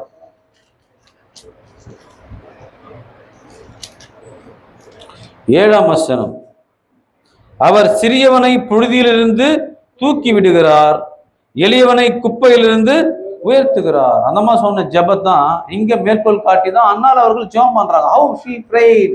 அவங்க எப்படி அந்த மாதிரி ஒரு ஜபத்தை ஏறெடுக்கிறாங்கன்னா இந்த வசனங்களை தான் மேற்கோள் காட்டுறாங்க. பார்த்தீர்கள் என்றால், அவர் சிறியவனை புழுதியிலிருந்து தூக்கி விடுகிறார், எளியவனை குப்பையிலிருந்து உயர்த்துகிறார், அவனை பிரபுக்களோடும் தமது ஜனத்தின் அதிபதிகளோடும் உட்காரம் பண்ணுகிறார். பார்த்தீர்கள் என்றால், இதுதான் அந்த அம்மாவுக்கு ட்ரெயின் பண்ணும்போது அந்த அம்மா அந்த அந்த அந்த வசனத்தை கேட்ச் பண்ணிட்டாங்க.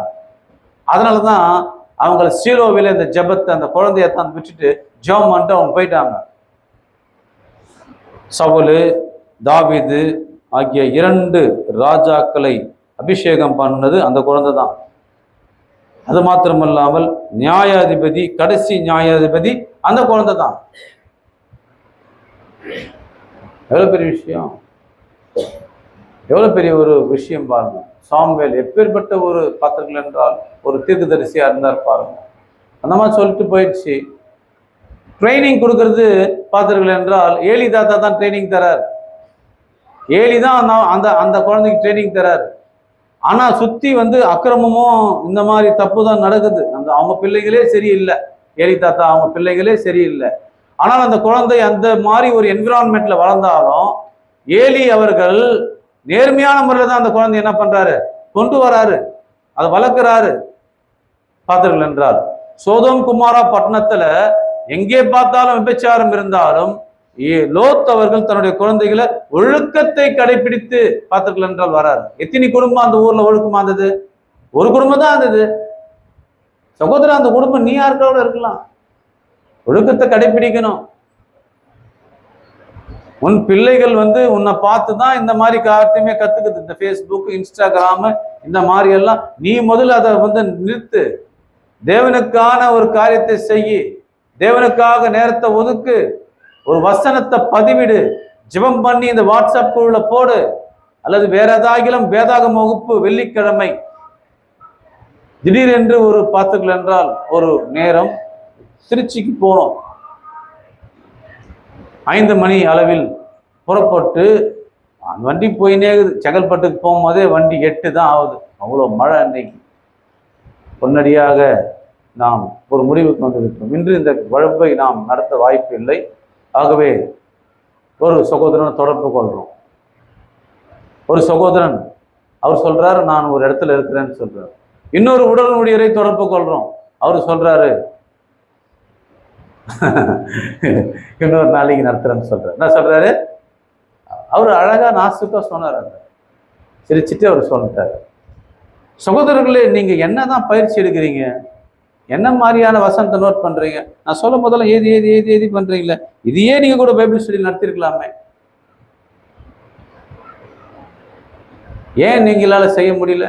ஏன் பண்ண முடியல? ஏன் தியானிக்க முடியல? ஏன் இந்த மாதிரி காரியங்கள் செய்ய முடியல? ஏன் யூ ஷுட்? நாம் எப்பவுமே உங்க கூட இருக்க மாட்டோம். நேற்று ஒரு போஸ்டர் பார்த்தா ரொம்ப ஆச்சரியமா இருக்குது. ஒரு 52வது வயசுல ஒரு அம்மா இறந்து போயிட்டு இருக்காங்க. என்னுடைய சக வழக்கறிஞர் ஒருத்தர் 40 வயசுல நேற்று இறந்துட்டார். இன்னைக்கு அடக்கம் பண்ணியிருப்பாங்கன்னு நினைக்கிறேன். 10 மணிக்கு அடக்கம் நிகழ்ச்சி சொல்றேன். எல்லாம் 50 வயசுல எல்லாம் போய் சேர்ந்துடுறாங்க. எப்படிப்பட்ட ஒரு மரணத்தை தான் நிறைய பேர் தழுவிக்கொண்டே இருக்கிறார். தேவன் உங்களை இத்தனை நாள் வச்சிருக்கிறாரு. நீங்க தேவனுக்கு எப்படி இருக்கணும்? கடைசியாக இன்றைய வேதாகம வகுப்பு ரத்து செய்யப்படுகிறது என்று நாம் என்ன பண்ணோம். ஆனால் அந்த வேதாகம வகுப்பினுடைய நன்மை என்ன தெரியுங்களா?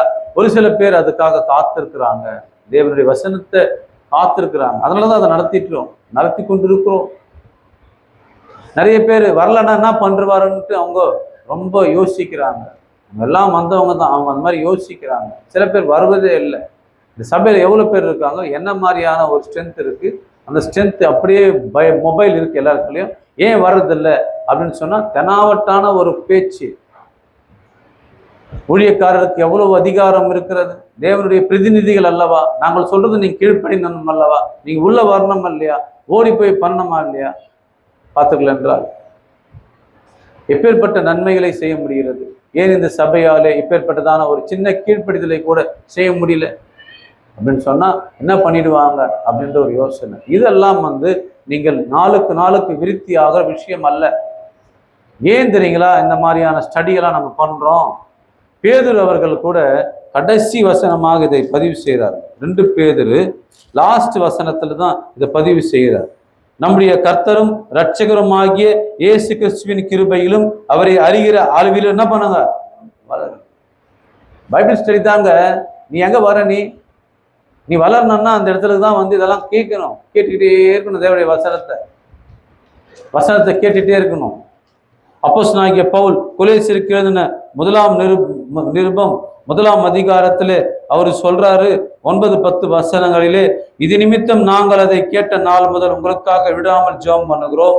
நீங்கள் எல்லா ஞானத்தோடும் ஆவிக்குரிய வேகத்தோடும் அவருடைய சித்தத்தை அறிகிற அறிவினால் என்னப்படும், நிரப்பப்படவும் சகலவித நரிக்கையிலுமாகிய கனிகளை தந்து தேவனை அறிகிற அறிவில் விருத்தி அடைந்து கர்த்தருக்கு பிரியம் உண்டாக அவருக்கு பாத்திரமாய் நடந்து கொள்ளவும். அந்த வசனம் வேலை செய்யணும் உங்க மனசுல.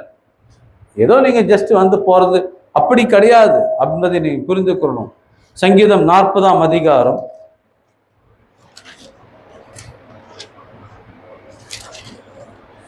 2ஆம் வசனத்தை நாம் வாசிப்போமானால், பயங்கரமான குழியிலும் உலையான சேற்றிலுமிருந்து என்னை தூக்கி எடுத்து என் கால்களை கண்மலையின் மேல் நிறுத்தி என் அடிகளை உறுதிப்படுத்தி நமது தேவனை துதித்து புதுப்பாட்டை அவர் என் வாயிலே கொடுத்தார். அநேகரதை கண்டு பயந்து கர்த்தரை என்ன பண்ணுவாங்க? நம்புவார். உன்னை இந்த மாதிரி ஒரு சூழ்நிலையிலிருந்து தேவன் மீட்டார் என்பதை நீ உணர மாட்டேன்றையே. சங்கீதம் 113 அதிகாரம் 7 வசனத்தை நாம் வாசித்து நாம் இந்த காரியத்தை கார்லேட் செய்து பார்த்தோம். இப்படிப்பட்ட காரியங்களை நாம் இணைச்சு பார்த்தோம். 1 சாமுவேல் 13 அதிகாரம்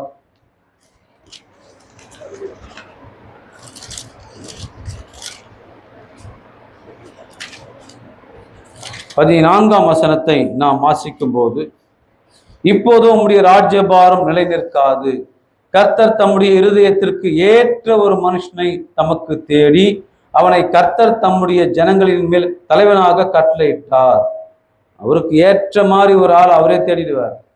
ஆனா அதற்கான ஆளானி இருக்கணும்ன்றதுதான் நான் இந்த காலை வேளையில நான் சொல்றேன். தாவீது அவர்கள் இவ்வளவு பெரிய விருத்தி அடைந்ததற்கான காரணம் என்ன? ஏன் இப்பேற்பட்டதான ஒரு மிகப்பெரிய ஒரு தேவன் அவரை ரொம்ப நேசிக்க காரணம் என்ன? நம் சங்கீதத்திலிருந்தே நான் சில வசனங்களை உங்களுக்கு மேற்கோள் காட்டுகிறேன். அந்த மாதிரி நீங்களும் கொஞ்சம் அந்த மாதிரி நல்ல எண்ணங்களை வளர்த்துக்கணும் என்பதற்காக சொல்றேன். சங்கீதம் 101 சங்கீதம் 2-3 வசனங்களை நாம் வாசிக்கும் போது, உத்தமமான வழியிலே விவேகமாய் நடப்பேன். தாவீதின் சங்கீதம் இது. நான் 2 வசனத்தான் மேற்கோள் காட்டுறேன். எப்பொழுது என்னிடத்தில் வருவீர்? என்ன சொல்றாரு அவரு? எப்ப வருவீங்க அப்படின்னு கேட்கிறேன். எப்ப வருவாரு? சகோதரி, நீங்க வந்து பேசக்கூடாது இருந்தாலும் எப்ப வருவாரு தேவன் உங்க வீட்டுக்கு? பைபிள் ஒண்ணு குத்துக்கிறாருல, 66 அதிகாரங்கிறதுல அது பர்ண மேல போட்டு வச்சுக்கிறீங்கல்ல, இல்லை எப்பவுமே பார்த்தீங்கன்னா எப்போ ஆனால் தானே எடுக்கிறீங்க. அதை கொஞ்சம் எடுத்து தூசை தட்டுங்க. என்ன பண்ணுங்க? தூசை தட்டி கொஞ்சம் திறங்க. என்ன பண்ணுங்க? திறந்து என்ன பண்ணுங்க? அதை படிங்க. படிச்ச உடனே அவர் வந்துடுவாருங்க. அவர் அப்படி தானங்க வந்து உங்களுக்கு வர முடியும். அந்த சில பேர் வந்து சகோதரிங்க ஒரு உணர்ச்சி வசப்பட்டு தேவன் என்னோட பேசினார், கனவு கண்டேன், ஓகே ரைட், அது அவங்களுடைய விருப்பத்துக்கே விட்டுடலாம். வசனத்தின்படி அது சரியில்லை என்றாலும் அவங்க வந்து ட்ரீமாக காண்றாங்க. இன்னைக்கு ஏசுநாதர் வராரு, அந்த கேலண்டர் இருக்கிற மாதிரி மாடு மேய்ச்சிட்டு இருக்காரு, சரி ஓகே ரைட், உன்னுடைய விருப்பத்துக்கே விட்டுருவோம். அதை நம்ம எதுக்கு அதை குறை சொல்லணும்? நல்ல கனவுக்கான தரிசிச்சு எல்லாம் பண்ண. ஆனால் தேவன் உன்னோட எப்படி பேசுவார் சகோதரா? வசனத்தினால தானே பேசுவார். வசனம் மூலமாக தானே ஒன்று பேசுவார். சொல்றாரு பாருங்க தாவீது, உத்தமமான வழியிலே விவேகமாய் நடப்பேன். எப்பொழுது என்னிடத்தில் வருவீர்? என் வீட்டிலே உத்தம இருதயத்தோடு நடந்து கொள்வேன். தீங்கான காரியத்தை என் கண்களுக்கு முன் வைக்க மாட்டேன். வழி விலகுகளின் செய்கையை வெறுக்கிறேன், அது என்னை பற்றாது. அப்படியே நீங்க படிச்சு கூட பாருங்க அப்புறமா. ஏன் தேவன் அவராண்ட மட்டும் அவ்வளவு பாசமா இருந்தாரு? சங்கீதம் 24 சங்கீதம் 24 அதிகாரம், இதுவும் தாவீதின் சங்கீதம், 3 முதல் 5 வசனங்கள். யார் கர்த்தருடைய பர்வதத்தில் ஏறுவான்? யார் அவருடைய பரிசுத்த ஸ்தலத்தில் நிலைத்திருப்பான்? கைகளில் சுத்தம் உள்ளவனும் இருதயத்தில் மாசில்லாதவனுமாயிருந்து தன் ஆத்துமாவை மாயைக்கு ஒப்பு கொடாமலும் கபடாய் ஆணையிடாமலும் இருக்கிறவனே, அவன் கர்த்தரால் ஆசீர்வாதத்தையும் தன் ரட்சிப்பின் தேவனால் நீதியும் என்ன பண்ணுவான்? பெறுவான். ஏன் தேவன் தாவீதின் மேல இந்த மாதிரி ஒரு உயர்வை கட்டளையிட்டார் என்பதற்கு சங்கீதம் 14 அதிகாரத்துல நான் மறுபடியும் 1-2 வசனங்களை மேற்கோள் காட்ட விரும்புகிறேன். தேவன் இல்லை என்று மதிக்கெட்டவன் தன் இருதயத்திலே சொல்லிக் கொள்ளுகிறான். தாவீதின் சங்கீதம். நம்முடைய ஊழியக்கார ஐயா தான் பேசுவார். இந்த வசனத்தை ஒரு பாட்டா பாடுவார். ரொம்ப அருமையா இருப்பார். நான் கூட நினைச்சேன் இது அவராகவே எழுதினாருன்னு சொல்லிட்டு. ஆக்சுவலா இது ஒரு வசனம் தான். இது தேவன் இல்லை என்று யாரு? மதினா புத்தி இல்லாதவன் சொல்லி கிடப்பான். தேவன் இருக்கிறார் சகோதரா, அவராண்ட போய் கேளு. பாருங்க, தேவன் இல்லை என்று மதிக்கெட்டவன் தன் இருதயத்தில் சொல்லுகிறான். அவர்கள் தங்களை கெடுத்து அருவருப்பான கிரியைகளை செய்து வருகிறார்கள். நன்மை செய்கிறவன் ஒருவனும் இல்லை. தேவனை தேடுகிற உணர்வு உள்ளவன் உண்டோ என்று பார்க்க கர்த்தர் பரலோகத்திலிருந்து மனுபுத்திரரை கண்ணோக்கினார். எல்லாரும் என்ன பண்ணாங்க? வாட்ஸ்அப்பை தேடிட்டு இருக்காங்க, ஃபேஸ்புக்கை தேடிட்டு இருக்காங்க, இன்ஸ்டாகிராம் தேடிட்டு இருக்காங்க. சார்ஜ் ஃபுல்லாகுதா போன்ல? ஏய் சனியண்ண, எதுக்கு சார்ஜ் போடாம வைக்கிற? நான் சென்ட்ரல் வரைக்கும் போனா போர் அடிக்குமே. பாட்டு கேட்கிறாரு ஃபுல்லா, அப்படி இப்படி கேட்டுட்டே இருக்கிறார் ஃபுல்லா. பழைய பாட்டு பார்த்தீங்கன்னா ரொம்ப என்ன கேட்குறாரு? பழைய பாட்டை கேட்கு. சகோதரிங்க பார்த்தீங்கன்னா இந்த மாதிரி செல்ஃபோனில் பார்த்தீங்கன்னா நல்லா தெளிச்சிட்டாங்க, கம்ப்ளீட்டாக அதில் தான் இருந்துட்டாங்க, எதுவுமே தேவையில்லை. நானே கூட அதுக்கு அடிக்ட் ஆயிடுறேன். ஒரு 1/2 மணி நேரம் ஃபோன் இல்லைன்னா அடுத்தது எங்கன்னு தேடுறேன். யாருன்னா மெசேஜ் பண்ணிக்கிறாங்களா? யாரும் பண்ண. இன்னும் கொஞ்சம் நேரம் பற்றி யாருன்னா பண்ணிக்கிறாங்களா? யாரும் பண்ண. அது மாதிரி வேத வசனத்தை எடுத்து படிக்கிறதுக்கு பதிலாக என்ன பண்ணுறோம்? இது மாதிரி பண்ணுறாங்க. பார்த்துருக்கீங்களா? கமெண்ட் எழுதுறான், சூப்பர் சூப்பர் சூப்பர்னு போடுறான். அது சூப்பர் டைப் பண்ண முடியாதுன்னு சொல்லிட்டு ஒரு அழுத்தனா ஒரு நமஸ்காரம் வச்சுக்குது, அதை தட்டுறான். அதுக்கு ஒரு ஹார்ட் இருக்குது, அதை ஒன்று தட்டுறான். போட்டுக்கிட்டே இருக்கிறான். ஃபேஸ்புக் இவரு பார்த்தீங்கன்னா இதுதான் முக்கியமா சகோதரா? எப்படிப்பட்ட காரியத்தை செய்ய போறியா? எப்பேற்பட்ட காரியங்களை செய்ய? சங்கீதம் 13ஆம் அதிகாரம் 5-6 வசனங்களை நாம் வாசிக்கும் போது, நான் உம்முடைய கிருபையின் மேல் நம்பிக்கையா இருக்கிறேன், உம்முடைய ரட்சிப்பினால் என் இருதயம் களி கூறும். கர்த்தர் எனக்கு நன்மை செய்தபடியால் அவரை என்ன பண்ணுவேன்? நான் உனக்கு நன்மை செய்வே இல்லையா? ஏன் பாட மாட்டேன்ற? வாயை திறந்து பாடம்பா. நான் நிறைய முறை சொல்றேன், 7:30 மணிக்கு இங்க வந்துருங்கன்ற. எத்தனை மணிக்கு வாங்க? 7:30 மணிக்கு வாங்க. யாரெல்லாம் 7:30 மணிக்கு வரீங்களோ அவங்களுக்கு நான் எனக்கு இட்லி போடுங்க ஐயா, பசி எடுக்குது சொன்னா சரி ஓகே, நான் ஏற்பாடு பண்றப்பா. யாரெல்லாம் இங்க 5 பாட்டு பாடுறாங்களோ அவங்களுக்கு டிஃபன் உண்டு. 5 பாட்டு பாடணும். 7:30 மணிக்கு யார் பாடுறீங்க? என்னால முடியாது. நான் எழுந்துக்கிறது அங்க 7:45 தான்.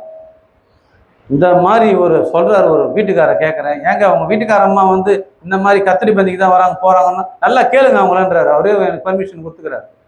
உடனே போய் கேட்டேன் நான். இன்னுமேட்டு நான் 7 மணிக்கெல்லாம் அங்கே வெயிட் பண்ணாங்க. ஒரு வாரம் தான் வந்தாங்க. அடுத்த வாரம் என்ன பண்ணாங்க? அவங்களால சகோதரா, நீ தேவனை தேடு சகோதரா. இங்கே 7:30 மணிக்கு 5 பாட்டு பாடுறவங்களுக்கு டிஃபன் உண்டு சகோதரா. நீ என்ன கேள், நான் உனக்கு வாங்கி தரேன். உண்மையாக சங்கீதம் 68ஆம் அதிகாரம்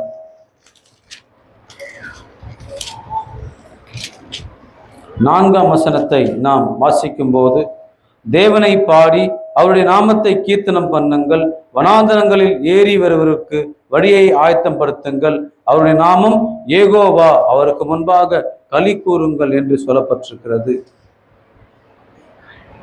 அங்கே சங்கீதம் 23ஆம் அதிகாரத்திலே எல்லாருக்கும் தெரியும் இந்த சங்கீதம். 4ஆம் வசனத்துல என்ன சொல்றாரு? நான் மரண இருளின் பள்ளத்தாக்கில் நடந்தாலும் பொல்லாப்புக்கு பயப்படேன், தேவரீர் என்னோட கூட இருக்கிறீர், உமது கோலும் உமது தடியும் என்னை தேற்றுன்னு சங்கீதக்காரன் சொல்லுகிறார். ஐ am not afraid of anything. நான் எதுக்கும் பயப்பட மாட்டேன். ஏன் கூட யார் இருக்கிறார்? ஆமா, எங்க திறமை அவர் சொல்றாரு? மரண இருளின் பள்ளத்தாக்குல, இட் இஸ் த டெத் வேலி, அதுல நான் போனாலும் நான் பயப்பட மாட்டேன்றார். ஏன் தாவீது ராஜா சொல்றாரு, அவரு நான் உங்களுக்கு மிகப்பெரிய ஒரு பாடத்தை எடுத்தேன். 17 முறை க்ளோஸ் என்கவுண்டர் தாவீது 17 முறை தப்பிச்சிட்டார். எப்படி அவரால் மட்டும் முடியுது? இப்படிப்பட்ட இந்த காரியங்கள் முடியுது. சங்கீதம் 32ஆம் அதிகாரம் 5ஆம் வசனத்தை வாசிக்கும் போது, தேவன் ஏன் அவரை மட்டும் ரொம்ப நேசிச்சார்? அந்த 5ஆம் வசனம் சொல்லுது, நான் என் அக்கிரமத்தை மறைக்காமல் என் பாவத்தை உமக்கு அறிவித்தேன், என் மீறுதல்களை கர்த்தருக்கு அறிக்கையிடுவேன் என்றேன். தேவரீர் என் பாவத்தின் தோஷத்தை என்ன பண்ணாரு? மன்னித்து. கடைசியாக அதே சங்கீதம் 34ஆம் அதிகாரம் 8 முதல் 10 வசனங்களை நான் வாசிக்கிறேன், கேளுங்க. கர்த்தர் நல்லவர் என்பதை என்ன பண்ணுங்க? ருசித்து பாருங்கப்பா. அவர் மேல் நம்பிக்கையா இருக்கிற மனுஷன் பாக்கியவான். கர்த்தருடைய பரிசுத்தவான்களே அவருக்கு என்ன பண்ணுங்க? பயந்திருங்கள். அவருக்கு பயந்தவர்களுக்கு குறைவில்லை. சிங்கக்குட்டிகள் தாழ்ச்சி அடைந்து பட்டினியாயிருக்கும், கர்த்தரை தேடுகளுக்கோ. ஆமா, ஒரு ஸ்லோகன் எழுதியிருந்தது, சிங்கத்துக்கு நன்றி இல்லை, ஆனா நாய்க்கு என்ன பண்ணுது? சிங்கத்துக்கு அவ்வளவு பெருசாகுது, அதுக்கு பெருசா நன்றி இருக்காது, கட்சி போட்டுறாரு. ஆனா நாய்க்கு என்ன பண்ணுது? சகோதரர்களே, நான் ஒரு வீடியோ பார்த்து, ஒரு குழந்தை ஒரு ஜூல தவறி விழுந்துட்டு அந்த மனித குரம்பு அந்த குழந்தைய பிடிச்சிக்குது. என்ன பண்ணுது?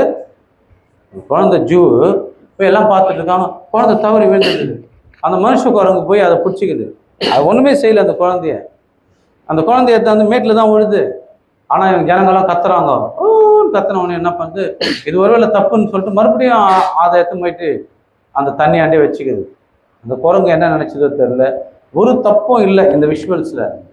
நான் ஜூக்காரங்களுக்கு இன்ஃபர்மேஷன் போய் இந்த குழந்தைய காப்பாற்றணும் வந்து குண்டை போட்டு சுட்டுட்டாங்க. அந்த குரங்கை செத்து போயிடுச்சு. அந்த குரங்கு மனுஷ குரங்கு. அப்போ குழந்தைய எடுத்துன்னு வந்துட்டான். ஆக்சுவலாக எந்த மாதிரி தப்புமே அந்த குரங்கு நான் பார்த்த வரைக்கும் அந்த விஷுவல்ஸில் பண்ணவே இல்லை. குழந்தைய காப்பாற்றணுன்றதுக்காக அந்த குரங்கையை சுட்டுட்டாங்க. ஒன்றும் பண்ணவே இல்லை. அந்த குழந்தை எதுவுமே பண்ணல. அந்த குரங்கு ஆனாலும் இந்த குழந்தைய காப்பாற்றணும். சகோதரர்களே, அதை காட்டிலும் உங்களை காப்பாற்றணும்னு தேவன் வந்து எவ்வளோ முயற்சி செய்வார். சாத்தான் ரெடியாகிறான் பார்த்தீங்கன்னா உங்களை தூயின் போகிறதுக்கு, உங்களை மாரி பண்ணுறதுக்கு. நீங்கள் தேவனுக்கு எப்படி இருக்கணும்? தாவீது வர வர விருத்தி அடைந்தான். கர்த்தர் அவனை கூட என்ன பண்ணாரு? இருந்ததுனால என்ன பண்ணாரு? விருத்தி அடைந்தார். நீங்கள் வாழ்க்கையில விருத்தி அடையணும்னா இந்த வேதாகமத்தை நல்லா தேடுங்க, ஜெபம் பண்ணுங்க. இது 2 தான் உங்கள் வேலையை. அது பண்ண முடியுமா? கண்டிப்பாக முடியும். கண்டிப்பாக முடியும். நிச்சயமா நடக்கும். நல்ல ஜெபம் பண்ணு. தேவனை நல்ல நேசி. தேவனுக்கு நன்மை செய்வார். அதுக்காக போயிட்டு சரக்கு அடிச்சுட்டு வந்து மறுபடியும் ஜெபம் பண்ண வேலைலாம் ஆகாது. நீ நீதியா கூட என்ன பண்ணணும்? நடக்கணும். நீ வந்து பார்த்தீங்கன்னா தப்பான காரியங்கள் பண்ணா தேவன் ஒத்துக்க மாட்டார். நீ தேவனிடத்துல ஜெபம் பண்ணு, தேவனிடத்துல பைபிள் வாசி. உனக்கு நன்மை நடக்கணும். நன்மை நடக்கும். தேவன் நன்மை செய்வார் அப்படின்றது நான் உறுதியா இங்கிறது நான் சொல்றேன். ஆகவே அன்பான கண்மணிகளே, நன்மையான சபையாரே, தாவீது வர வர விருத்தி அடைந்தார். ஏனென்றால் தேவன் அவர்களே கூட என்ன பண்ணாரு? உங்க வீட்டுல உங்களோட கூட அவர் இருக்கணுங்க. உங்க குழந்தைகளோட கூட அவர் இருக்கணும். உங்க குழந்தைய அந்த மாதிரி உயர்த்தன்பதற்காக நீங்க ஜெபம் பண்ணுங்க. தேவன் உங்களையும் உயர்த்துவார். நிச்சயமாக உயர்த்துவார். என் பிள்ளைகளுக்கு அதை தான் நான் சொல்லித்தரேன். நீங்க படிக்கிறீங்களோ படிக்கலையோ, உங்களுக்கு சாப்பாடு இருக்குதோ இல்லையோ, வீடு வாசல் இருக்குதோ இல்லையோ, தேவன் என்ன பண்ணுங்க? நீங்க நான் இருந்தாலும் இல்லாவிட்டாலும் நீங்கள் அதை தேடணும். ஏனென்றால் என் பெற்றோர்கள் அதை எனக்கு சொல்லிக் கொடுத்தாங்க. நான் என் பிள்ளைகளுக்கு அதை தான் சொல்லிக் கொடுக்குறேன். அவர்கள் அதை பின்பற்றணும் என்பது மேண்டிட்டரி. கண்டிப்பா பின்பற்றணும் என் பிள்ளைகள். அதை அவங்க சரியா படிக்கலன்னா கூட எனக்கு கவலை கிடையாது. சரியான முறையில் எனக்கு அதை பத்தி கவலை. அதனால் தேவன் என்ன பண்ணணும்? கண்டிப்பா பின்பற்றணும். அந்த விஷயத்துல மேண்டிட்டரி. கண்டிப்பா மனைவி சபைக்கு வரணும், கணவன் சபைக்கு வரணும், ஒரு உறுப்பினர் சபைக்கு வரணும், ஊழியம் செய்யணும். ஊழியத்தை நீங்க கண்டிப்பா ஏறெடுக்கணும். அதற்கான காரியத்தை நீங்க செய்யணும். நான் வந்து பார்த்தீங்கன்னா நாங்கள் வந்து பெரிய படிச்சுட்டு இருக்கேன். நான் என்னால் வந்து அவ்வளோ இறங்கியெல்லாம் ஊழியெல்லாம் செய்ய முடியாது பிரதர். அப்புறம் ஒரு 5000 கூட எங்களுக்கு என்ன பண்ணேன்? 5000 கொடுத்து அனுப்பு. நாங்கள் போகிறோம் ஊழியத்துக்கு. எங்களுக்கு அதெல்லாம் பெருமையெல்லாம் கிடையாது. சரி, ரெடியாகிறாங்க ஊழியத்துக்கு போகணும். ஸோ அவங்களுக்கு பணத்தை போட்டு விடு ஜிபேல. இல்லைங்க, நாங்கள் ஊழியத்துக்காக வந்துடுறோம், எங்களால் முடியாதுன்னா அதெல்லாம் செய். இப்படி எதனா ஒன்று செய். எனக்கு தெரிஞ்சு ஊழியத்துக்கு வர்றது நல்லது. எதுக்கு நீ ஜிபேலாம் பண்ணிட்டு இருக்கிற? போய் ஊழியம் செய். ஐயா யாருமே ஏற்றுக்கல, அதெல்லாம் உனக்கு தேவையில்லாத வேலை. போய் என்ன பண்ண? இந்த ஊழியத்தை செய். இங்க இருக்கிற சகோதரிங்க ரொம்ப ரொம்ப வந்து திறமையான சகோதரிங்க, ஆனா தண்டமா இருக்கிறாங்கன்றது மட்டும் எனக்கு தெரியுது. ஒரு ஆளை கூட அவங்களால வந்து பேசி ரெடி பண்ண முடியல. ஆனா ஊருக்கு அதையும் அவங்களுக்கு நிறைய ஃப்ரெண்ட்ஸ் இருக்கிறாங்க. எப்படி தெரியுது? கல்யாண நோட்டீஸ் வச்சுட்டு வந்துடுறாங்க. அவங்க ஃபங்க்ஷனுக்குமா நிறைய பேர் வராங்க. அப்போ உங்களுக்கு நிறைய பேர் தெரியுது. ஆனால் தேவனுடைய நன்மை என்ன பண்ணல அவங்களுக்கு நீங்க சொல்றது. அவங்க ஃபோன் பண்ணி, ஐயா கடன் பிரச்சனை, எங்களுக்கு ரொம்ப காசு இருக்கு, ஜெபம் பண்ண சகோதரா தேவன் தரும் அப்படின்னு நீ சொல்ல மாட்டேன்ற. அவங்களுக்கு வியாதின்னு சொன்ன ஜெபம் பண்ண சகோதரா, நம் சபைக்கு வா சகோதரா, எப்படின்னு சொல்லு. இது ஒரு ஊழியம் தான். ஆகவே தேவன் இந்த வசனங்களை ஆசீர்வதிப்பாராக. தேவன் நம்மை விருத்தி அடைய வேண்டும் என்றால் நாம் அவரை தேட வேண்டும். கண்டிப்பாக நமக்கு அவர் கூட இருந்து இந்த காரியங்களை உதவி செய்வார். நன்றி.